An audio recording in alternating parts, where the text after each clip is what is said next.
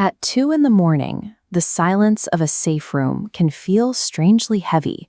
You reached safety, yet some part of you feels homesick for a person who left you shivering and exhausted. Consider Nadia, a 31-year-old at a friend's wedding. The room is gold and warm, and the man beside her is attentive and kind. By every objective measure, she is exactly where she belongs. In the middle of the celebration, her chest tightens, her breath goes shallow. She excuses herself to a quiet bathroom and opens the one thing she swore she'd never look at again, an old message thread with an ex-partner who disappeared for days at a time. She just reads. As she scrolls through the cycles of heat and apology, her body finally relaxes. Standing in that bathroom, she feels a sense of relief, a sensation of finally coming home. This raises a difficult question. Why does your nervous system crave the very person who caused it pain? When you finally reached flat, safe ground, why does your body interpret the calm as a malfunction? That late-night pull comes from a nervous system that learned to call chaos home. Missing a person who hurt you is the result of deep physiological conditioning rather than a sign that you should go back. To understand the urge, we look at the biological machine running beneath your awareness. Your body bypasses character judgment entirely to execute an old program.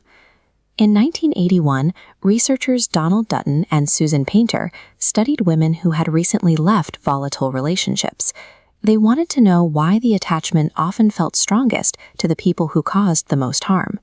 Their study on traumatic bonding identified two key drivers: a power imbalance and intermittent good-bad treatment. This chart shows these dynamics accounted for 55% of the lingering bond. Unpredictable warmth acts like a highly addictive delivery schedule. A partner kind on Monday, gone Wednesday, and luminous Friday runs the exact schedule as a slot machine. When they return, your brain receives a flood of dopamine and oxytocin, following a sharp rise in cortisol. Over time, your system mistakes these high-stress chemical spikes for intimacy. Your brain reaches for the familiar because the known feels manageable, even when it's harmful. This pattern often originates in early childhood, where we learned that love must be earned and connection flickers. Staying in that cycle was a survival skill, not a character flaw. You were conditioned to equate survival with relief. Alongside the nervous system, a second machine activates at night: the cognitive process of memory editing. Researchers who study nostalgia describe it as an active sanitizer of the past. It doesn't just store events, it selects and idealizes specific moments to maintain a sense of stability within the self. Think of the highlight reel your mind plays at 2 a.m., the warm shared laughs, the long road trips, the way they looked at you. Now, compare that to the actual week, the agonizing silence, or the walking on eggshells that preceded every warm moment. This animation illustrates how nostalgia sanitizes your history. It quietly deletes the complexity and the coldness, connecting only the positive notes into a smooth, gilded narrative. It hands you back a past that never actually existed. This sanitation process intensifies when your present feels lonely. The less anchored you feel, the more your brain edits yesterday to look like a sanctuary. This homesickness requires distance to survive. The unavailable version of a partner is the only version safe enough to idealize. Once the distance is closed and reality returns, the film stops playing. Looking closer at the mechanics of nostalgia reveals the true object of this longing. Your ache at 2 in the morning is targeting something deeper than an ex-partner. You are longing for the version of yourself that existed inside that hope. You miss the person who still believed the story would have a happy ending, the version of you that was strong enough to keep trying.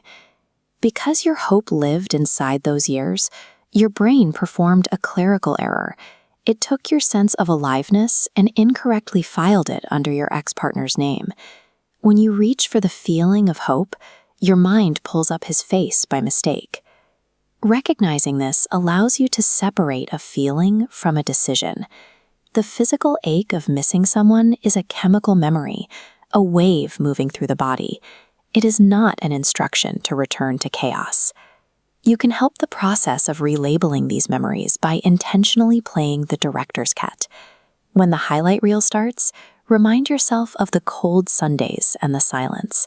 Then turn your attention to the quiet safety of your actual present. Staying in the calm allows your nervous system to encode peace as the new familiar. You were never homesick for the person who hurt you. You were homesick for the parts of yourself you left with them. It's time to bring those parts forward.